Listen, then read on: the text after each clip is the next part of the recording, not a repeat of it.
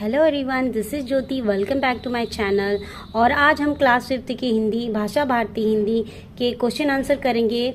और आज हम जो लेसन लिया हमने क्वेश्चन 1 लिया है। क्वेश्चन वन के जो क्वेश्चन आंसर स्टार्ट करते हैं। निम्नांकित शब्दों के अर्थ शब्दकोश से खोजकर लिखिए। सुरबाला, सुरबाला का अर्थ होता है देवकन्या। बिंद यानी बंधना। सम्राट यानी राजा।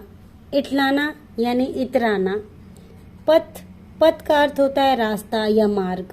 शीश यानी सिर और शव यानी मृतक शरीर या फिर लाश भी कह सकते हैं। क्वेश्चन नंबर 2, निम्नलिखित शब्दों के उत्तर लिखिए। देवों के सिर पर चढ़ने के बाद पुष्प के कौन से भाव व्यक्त होते हैं? यहाँ पे आंसर है, यहाँ पे देखिए। देवों के सिर पर चढ़ने के बाद पुष्प अपने भाग्य पर इतराता है।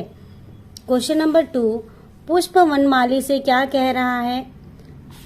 पुष्प वनमाली से कह रहा है मुझे उस पथ पर फेंक देना जहां से वीर सिपाही गुजरते हैं।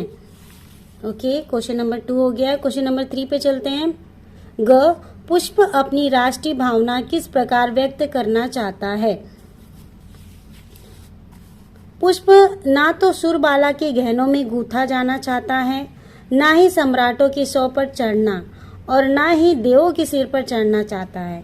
वह तो उस पथ पर जाना चाहता है जहां से वीर जवान गुजरते हैं। इस प्रकार पुष्प अपनी राष्ट्रीय भावना व्यक्त करना चाहता या करता है। क्वेश्चन नंबर 4 घ, देखिए।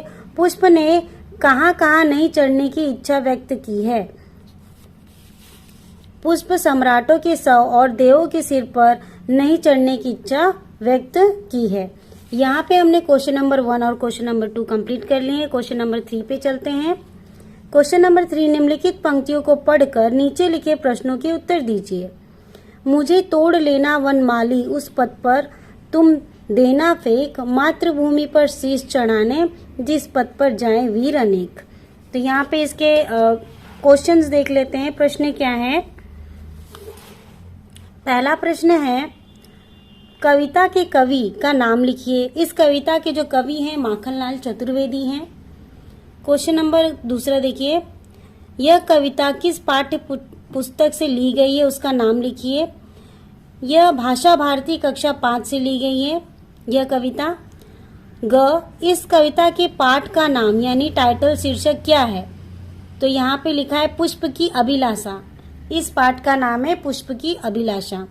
ख, कविता की मुख्य भावना क्या है?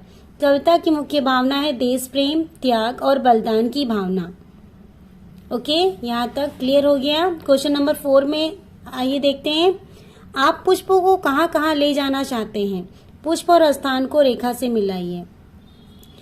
तो यहाँ पे पुष्प की जो इच्छा थी कि सैनिकों के पथ पर जाना चाहता है, तो हम उसे सैनिकों के पथ पर ले जाएंगे। ओके, नेक्स्ट, भाषा अध्ययन। भाषा अध्ययन में क्वेश्चन नंबर प्रश्न नंबर जो 1 है, देखिए यहाँ पे। निम्नलिखित शब्दों के उच्चारण कीजिए, उन्हें वाक्यों में प्रयोग कीजिए। सुरबाला, सम्राट, भाग्य, मातृभूमि, गूंथना और शव। इन सारे शब्दों का उच्चारण करके इनको वाक्यों में प्रयोग करना है। तो वाक्य इस तरीके से बनाना। पहले देखिए, सुरबाला है तो वाक्य आपको इस तरीके से बनाना है कि इस वाक्य में सुरबाला यह शब्द आना चाहिए। तो चाह नहीं मुझे सुरबाला के गहनों में गूंथा जाऊं, पहला क्लियर हो गया। दूसरा है सम्राट। सम्राट देखिए, भारतवर्ष ने कई पराक्रमी सम्राट दिए। माफ करिए, भारतवर्ष ने कई पराक्रमी सम्राट दिए। भाग्य, पुष्प देवों के सिर पर चढ़ने पर अपने भाग्य पर इतराता है। ठीक है। मातृभूमि, मातृभूमि, भारत को मातृभूमि की रक्षा के लिए कितने वीर जवान शहीद हुए? भारत की मातृभूमि की रक्षा के लिए कितने वीर जवान शहीद हुए? गूंथना, पुष्पमाला में गूंथना नहीं चाहता। लास्ट है शव, शव शव पर फूलों की माला चढ़ाई जाती है। यहाँ पे हमारा क्वेश्चन नंबर 1 कंप्लीट हुआ। क्वेश्चन नंबर 2 देखते हैं। दिए गए शब्दों के पर्यायवाची शब्द चौखाने में से छांटकर लिखिए। यहाँ पे देखिए चौखाना दिया हुआ है, इसमें शब्द दिए गए हैं। आपको इस बॉक्स में से शब्दों को ढूंढकर लिखना है, जिसके जो जो पर्यायवाची है उनके सामने लिखना है। पानी का जैसे एक उदाहरण दे दिया है, पानी का होता है जल और नीर। उसी तरीके से हमें पृथ्वी, फूल, बादल, सूर्य और चंद्र के पर्यायवाची ढूंढने हैं। तो पृथ्वी का होगा वसुधा और धरती। ओके, वसुधा और धरती। फूल का होगा सुमन और कुसुम, सुमन और कुसुम। बादल, बादल का है मेघ, यहाँ मेघ और जलद। सूर्य, रवि और दिनकर। चंद्र, शशि और चंद्रमा। ये हमारा यहाँ पे पर्यायवाची कंप्लीट हुआ है। नेक्स्ट पेज पे चलते हैं। क्वेश्चन नंबर 3 देखिए। निम्नलिखित शब्दों के शुद्ध रूप लिखिए।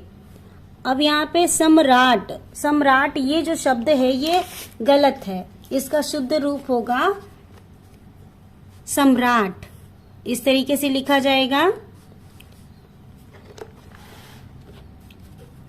मातृभूमि, इस तरीके से मातृभूमि लिखी जाएगी। गूथा, गूथा का गूथा।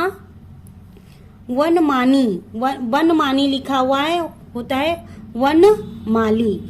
पंथ, पंथ नहीं पथ। शीश, यहाँ पे छोटा स है, बड़ा स होगा शीश।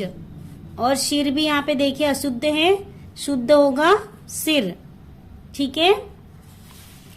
अब यहाँ पे देखिए क्वेश्चन नंबर 4 में निम्नलिखित में से संज्ञा और क्रिया शब्द छांटकर अलग अलग लिखिए। सुरबाला, तो यहाँ पे हमें बताना है क्वेश्चन नंबर 4 में संज्ञा कौन सा है और क्रिया कौन सी है। तो यहाँ पे देखिए दो बॉक्स बने हुए हैं, एक संज्ञा के एक क्रिया के। तो यहाँ पे संज्ञा वाले में हमको संज्ञा का लिखना है, क्रिया का क्रिया में सुरबाला, पुष्प, हरि, सिर, देव और वनमाली, ये संज्ञा हो गया। क्रिया में चाहना, गूथा, ललचाऊं, चढ़ूं और इठलाऊं, ये हो गई क्रिया। यहाँ पे पार्ट 1 पुष्प की अभिलाषा के क्वेश्चन आंसर कंप्लीट हुए हैं। Thank you.